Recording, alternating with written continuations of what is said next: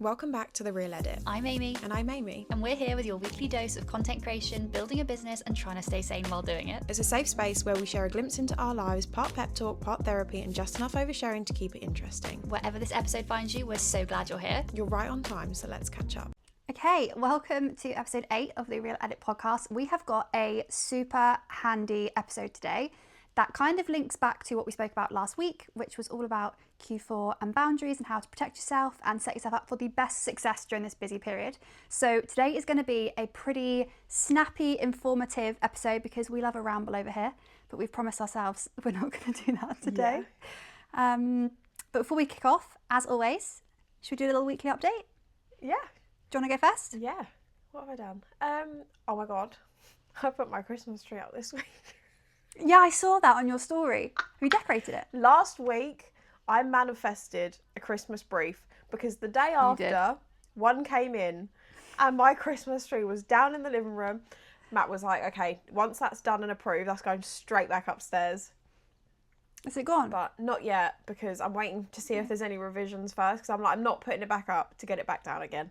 So we'll just have to wait and see on that one. But it does feel really strange having it out at the moment because I'm like, it's not even been Halloween yet. No, it's so early. So it's early, but even by my standards, and I love an early Christmas tree. Even like walking into the living room, just like that, that's just taking up room. That doesn't feel quite right. But yeah, so it's been a festive week for me. Have you fully decorated it? Have you gone all out? I decorate. Well, I put like 50% of the baubles on it. I guess it's only what's in shop, really, isn't it? Yeah. So. Like I kind of spread them out to make it look full. But yeah, no, I haven't decorated it properly. But I did have to put the lights on, and that's like the worst part for me because I was like trying to tangle them round because mine's not a pre-lit one, which is so annoying.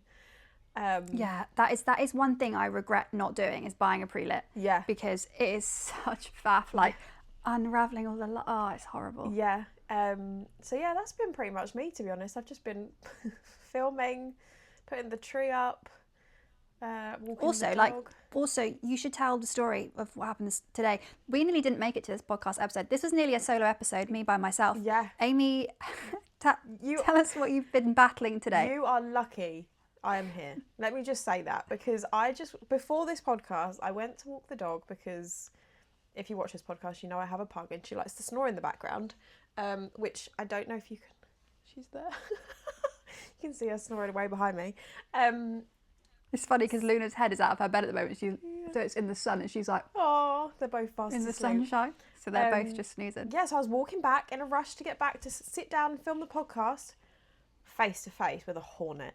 But it was like this big. It was this big. And it actually chased us. Like I had to pick Peaches up and run. It actually chased us to the point that I didn't think I was going to make it. You were out of breath in your voice. Yeah. She was like, I'm on my way to film the podcast, but I've just been chased by a hornet. I literally had to pick Peaches up. I was on the phone to my best friend and it was happening. I was like, you're going in my bag. I need to pick Peaches up and run. And I was like, don't run in through the thing. Yeah, no, I nearly did not make it this episode. Yeah, that's probably been the most traumatic part of my week, to be honest with you. The worst bit is what you told me about remembering. What? Oh, yeah. You told me that they remember your face. Yeah, I don't know whether he's having me on, but my boyfriend basically said that wasps can remember your face. So if you attack them, they remember it. So that's always terrified me ever since. I don't know if it's actually true. I assume it would be, otherwise I don't keep making it up. You probably met that hornet years ago. Probably. He's out to get me. You've probably got beef, long-term beef with that hornet. Yeah. And he's probably finally been like, after all this time. Yeah, I've seen that face before. He's come to get me. He had an agenda, I'm telling you. 100%. But 100%. That was it. That's been my week. It's been tracking your movements all week. I think so. I think it's moved to my village on purpose. Mm-hmm. Yeah, sounds about right. Anyway, that's about enough about me. How's your week been? Sounds about yeah, my week's been good. I actually had my first pumpkin spice latte of the season. Gorgeous. So that really does feel like a change in gear. I feel like once you've done that, it's like, okay. Yeah. You know, it's the bare months. Yeah. I have bought so many new clothes. I might have said this in a previous episode, I can't remember. I think every episode you say you've bought new stuff. Do I really? Do I actually? That's so funny. Yeah, I do. Yeah, listen. No, I think if I haven't said so already, let me say it again.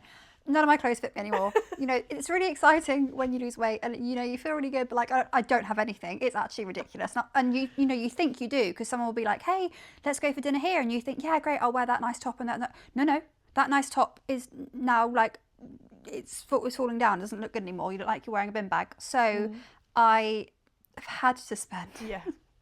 Oh God, it's been tough. You've No, had no genuinely, choice. I've had no choice. So yeah, slowly building up a little wardrobe, but just find it so hard to like dress yourself as a 30-year-old. Not to say it was any easier when I'm 29, but I just feel like when you're not young, early 20s, and you're not yet, you know, in your mature, sophisticated, kind of slightly older era, the clothes, it's just a bit of an awkward place to be. Like, where do you shop? Yeah. You know, I'm not yet in Hobbs, but I'm not in New Look anymore. Yeah. It's a bit awkward. Yeah. I So completely anyway, get what you so that's mean. been fun. Yeah, I think most girls will understand that. It's like a transition that there period, is a I bit of think. a. Yeah, I feel like we need more shops that are. I guess ASOS, like there are some good ones, but like Yeah. it is a bit hard. Just little things like, you know, you'll put a skirt on and it's short or shorter than you'd like it to be. Yeah. And you're like, oh, a couple of years ago, maybe I would have, but like this just doesn't really feel right anymore. I don't know. So I've had lots of fun doing lots of shopping. And also, other thing, if you know, you know, I've had acrylics on since I was the age of 16, and I'm now 30, and I am finally re-embarking on the natural nail journey. So my nails are off. These are like paper. They are torn. They are ripped. I'm sorry to any brands I'm filming product shots with this week because not it. But I'm going back on my biab journey and I'm really excited about it. I've got an appointment on in like 2 days time with a girl that I found locally who just does the most beautiful biab nails, and I'm so excited. So that's my little update. All a bit like silly and girly, but It is what it is. that's my life. That's my life. So as Aimee mentioned, we want to make this episode quite quick and like not too overwhelming because the subject is, did you say what the subject was? I don't think I did actually. What a great intro. I'm so good at my job. I'm so good at my job. So good at this. Yeah, we're going to talk contracts, which in themselves, they can be a bit overwhelming. They can be long, they can be complicated. So we thought, why not just like completely strip it back? Just talk about the words that you need to be familiar with in order to protect yourself. And yeah, like we said last week, it's going to get busier. Make sure contracts are signed. Yeah. But don't just sign anything. Like, we want to make sure that you have all the right information included within the contracts. I've just realised I'm squinting at this. I put my ring light on today because it's so like orange in here, but I'm like squinting at this for the camera. So intense. I know. I think also we always say like, oh, just throw your contracts into ChatGPT. And that's all well and good if you know what you're looking for. But if you don't, like ChatGPT can give you a load of information, it doesn't mean anything to you. Yeah. Yeah. And like there may be like red flags you need to look out for that you need to maybe ask. I've done that before with ChatGPT where I'm like, but what does it say about this? Like just giving a really good like one-stop shop for contracts. Yeah. First thing I will say is you need a contract no matter how big, how small, even gifted collaborations. Always make sure there's a contract involved. If brands say they don't do contracts, that's the big red flag, and I would just walk away from that myself. Or offer them your own contract first, and if they say if they then say we don't do contracts, yeah, you're right. Yeah, I wouldn't. Yeah. I know some brands as well, like I've had DMs in the past where brands have said, oh, actually, like this message on Instagram is our legally binding contract. That's like not acceptable. Emails can be legally binding into a sense, but you need to have everything kind of really clearly worded out within the email chain, and you need to have actually said, like, I agree to this, I agree to this, I agree to this, for it to actually be, I could be wrong, but I think that's how it would then class as being legally binding. Yeah, in order for an email to hold up legally, you would need everything, like, mapped out, how everything's going to be, all the conditions, all the deliverables, all the details you'd want in a contract, and you would need to be saying, yes, I agree to this, yes, I agree to this, yes, I agree to this. That's just not how you communicate, you know, with someone over email. That's just not human nature. It's not how it happens. No. So the beauty of a contract is it literally says, Aimee, have signed this, and in doing so, I agree with everything on this page that is mapped out perfectly. Like, why would you put yourself in a position where you don't have that? So yes, they're not wrong. Like, it is legally binding, but the reality is, the nature of conversation you're having on an email means that you're not going to be in any better position having it on email. You know, you need it. You still need a contract. Yeah, and what I was just thinking then is, for a contract to be legally binding, both sides need to have signed it. And I feel like you're never going to get to a point where you're saying, I agree to this, and the brand's going to say it back to you. Like, that's just not going to flow out in the conversations that we have. Yeah. So, yeah. It's just all implied and assumed, isn't it? Yeah, even if it is just a short document that says, this is what I'll deliver, this is when, blah, blah, blah. If you don't want the other things involved, then that's up to you.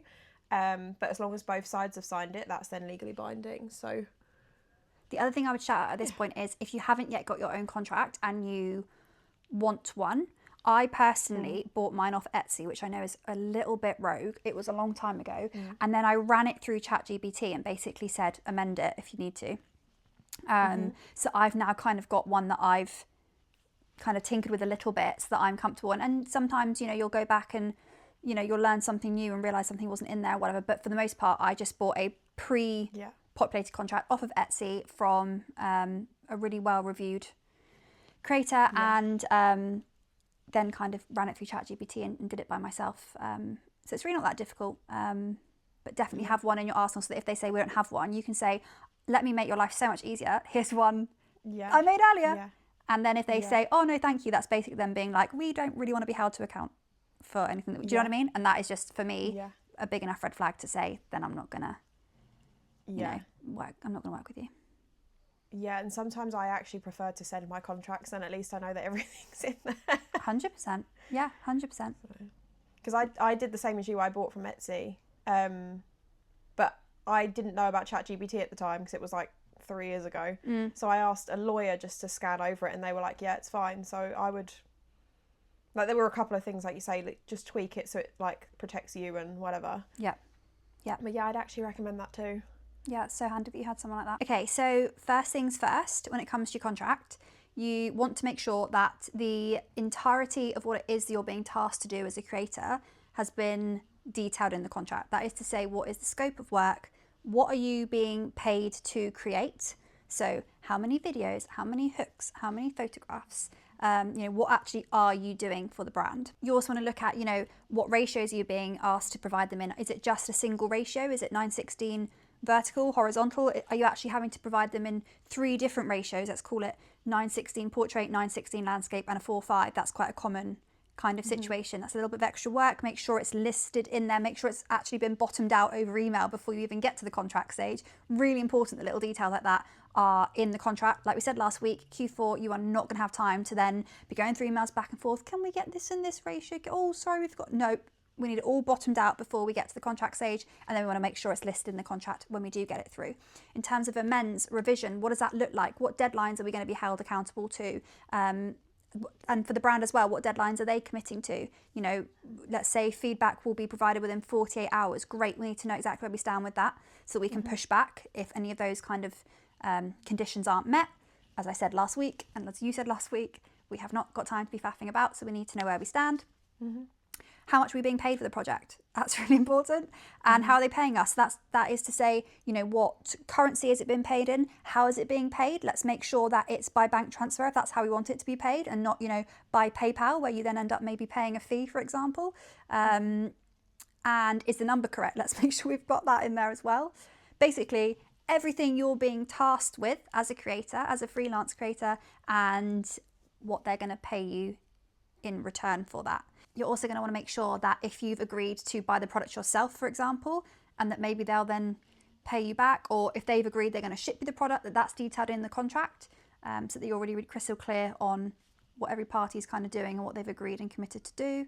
So yeah, lots of really basic details that you want to make sure have been hashed out prior to a contract ever being drawn up, and then have been really clearly listed in that contract, ready for you to sign the bottom line to say that you agree with it and that it's all as you want and need it to be. Once you've got all of those details ironed out, we then want to understand how the brand's going to use it. But we should already understand this at this point. Like, this should be something that you've already discussed with them. So if there is anything hiding in this section, then go back and query it, because some brands can be really cheeky and try and sneak some things in about ad usage and things without mentioning it.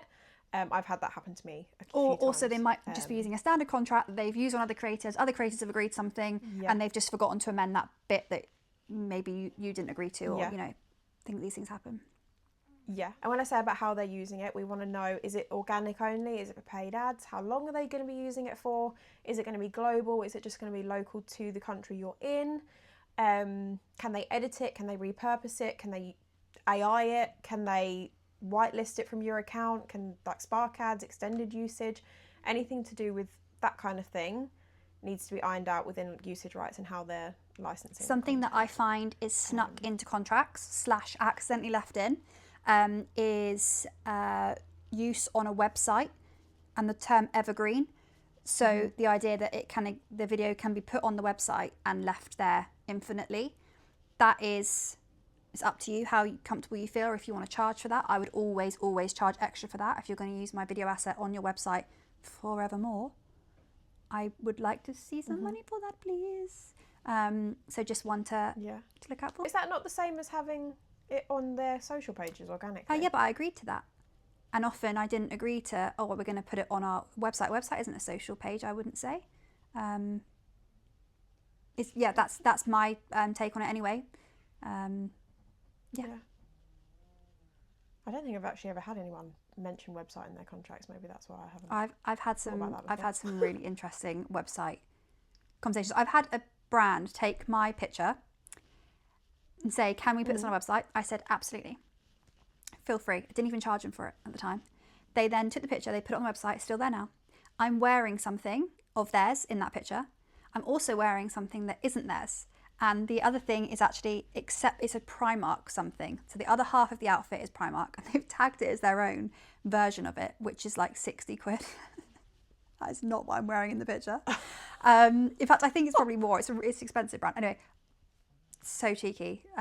It's crazy what brands will do. But I've had some interesting website discussions. Sneaky.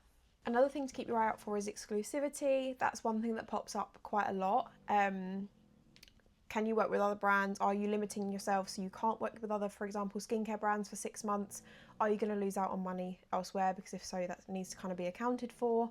I would also check for, do they have anything in their contract that is stopping you from sharing the work on your portfolio, on your social media, as an example of your work at a later date? And if so, like, are you comfortable with that? Everyone's different, obviously.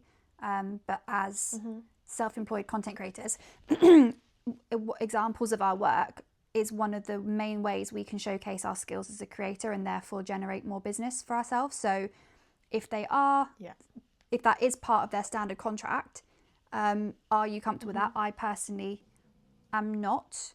Obviously I make exceptions, but if you're paying me pennies, I'm probably going to be a little bit less accommodating. If you're paying me well, let's talk, So how do you feel about it? Is it something you'd want on your portfolio? Because also sometimes you do videos and you're like, yeah, it's great, I love it, I'm really proud of it, but it's probably not going to go on my portfolio. It's probably not, I don't need it on there. I've got something similar, or it's a bit random. So how do you feel about it, and are you covered? Yeah, it might be your best piece of work, and then you want to be able to showcase 100%, that, and you should be able to. It's your work. It's you did the filming, you did the editing. It was your masterpiece. You should be able to showcase it if you want to. So if that is in there saying that you can't, push back and say it's really important to me that I can. So how do you feel about it? Yeah. And also on the flip side, I'd say, of posting rights, are they expecting you to post it on your social media? Do they have like specific wording that they need you to use? Obviously this happens a little bit less as UGC creators, because that's not really something that comes with the job. Obviously if you're an influencer, it's a different story. But sometimes, like, I have had a couple recently where they've wanted me to share it on my social media, and I have, like, they've given me a caption and I've had to go back and say, this does need to say ad in it, like, to follow regulations. So just make sure that they're happy, obviously, with that, because I know some brands can be sneaky and they don't actually want that in there, even though that is the law. So I would just make sure, obviously, you've checked in writing that that's okay. Anything else? No, I think that's a pretty good little chunk of information there. Yeah, I think that I think that is everything, to be fair, like in terms of indemnification. Indemnification, and I preach this from the rooftops. A lot of people I don't think actually know that indemnification needs to be in a contract. It's not necessarily like a very spoken about word, but I would say it's probably one of the more important clauses in my opinion, because it covers you from, for example, if you were to use a skincare product and create a video about it and then someone buys the product because of your video, they then have an allergic reaction, they sue the brand, and because it's your video, it stops the brand then suing you. Yeah, I think it's like, you know, if any other part of the contract is broken, you know, if they run an ad for longer than needs be, not a huge amount of damage comes from it. It's annoying. You want your monies, you want to be paid accordingly, but like, meh. With indemnification, there can be some really big financial repercussions, and also like repercussions for your reputation as a creator, like all sorts. And so therefore, to not have that clause in there is like, why would you not? You know, why would you not make sure you're covered? Yeah, and it is something as well, like I've had many contracts come through and they don't have anything about that in there, and I'll just go back and say, oh, I usually don't like to sign a contract unless this is in here. Like, I know we're probably not going to need to use it, but this is what I use in my contract. Would it be possible for you to add it into yours? And I haven't had anyone come back to me and say no. Also, so because, you know, that is one that I would really push often your video is based off of a brief they've given you or guidance they've given you. They've then had the opportunity to ask for amends or whatever. They haven't. They've given you positive feedback on email. The reality is, it's probably unlikely that you'd find yourself in a position where they're able to put full like responsibility on you. But I just, like you said earlier, like it's just a really important one to just have in there, just to make sure you're covered for any kind of eventuality. Yeah, and it always makes me think back to like when we started this journey. I remember seeing a video about a girl who she didn't have a contract in place, and she provided the video with no music or something, and the brand added a commercial sound, but because there was no proof that there was no agreement, there was no the girl was sued as well. Oh, because she used like more a than non-commercial sound.